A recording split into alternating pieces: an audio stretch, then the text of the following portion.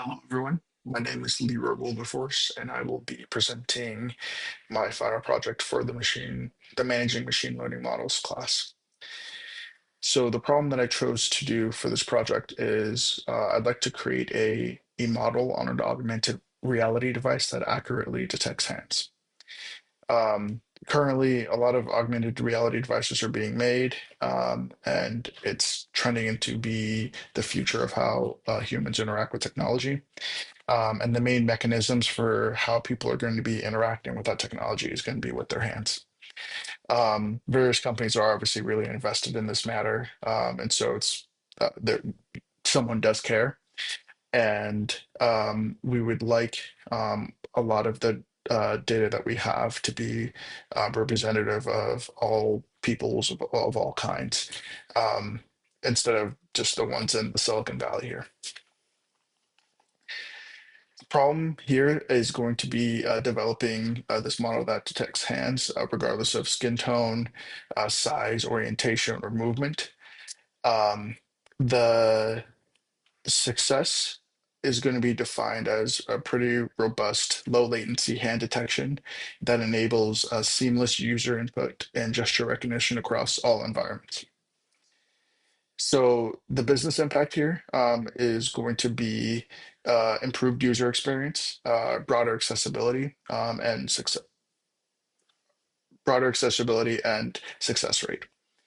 Output metrics include model precision, recall, inference speed, and robustness across various lighting and backgrounds.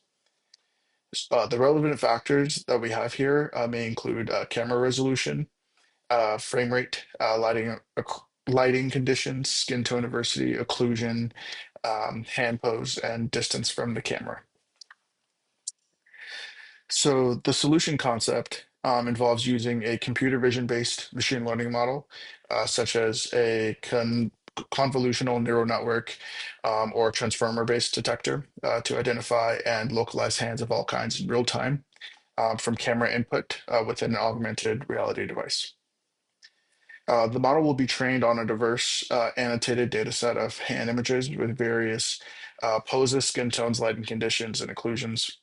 Um, to validate this solution, we want to execute a series of iterative experiments involving training and testing on separate data splits, following real-world validation in AR environments. Next, each iteration will involve evaluating key metrics like precision, recall, inference latency, and analyzing failure cases, as well as refining the model architecture and augmentation. The cycle will continue until the model consistently meets refined performance thresholds across representative scenarios. For the hand detection model, there are three kinds of models that we can use. We can use the cloud versus edge deployment, or the offline versus online learning, or the batch versus online prediction. For cloud versus edge deployment, the system ideally should be deployed on edge, which means directly on the actual device itself. The hand detection should happen in real time with minimal latency to ensure responsive and immersive user intentions. Relying on cloud connectivity would introduce delays and reduce reliability in offline scenarios, making the edge option ideal. For offline versus online learning, the model should be done with an offline learning. Hand detection doesn't require continual learning from each individual user in real time. Instead, it benefits from training on a large, diverse data set in a controlled environment and updating periodically with newly collected data, which supports better generalization and model stability. For batch versus online prediction, the system should use an online prediction, as the model needs to make an instant decision on a frame by frame basis to detect hands as the camera captures live video. This in real time inference is critical to maintaining the smooth AR interactions and an intuitive user experience. There are several potential issues that may come from deploying the hand detection model. So latency generally is a key concern, as the model must process video frames in real time on a resource-constrained device. Obviously, power is going to be a big aspect of that. High computational demand and poor optimization could lead to lag, degrading the overall user experience. Um, for another problem, it would be training serving skew.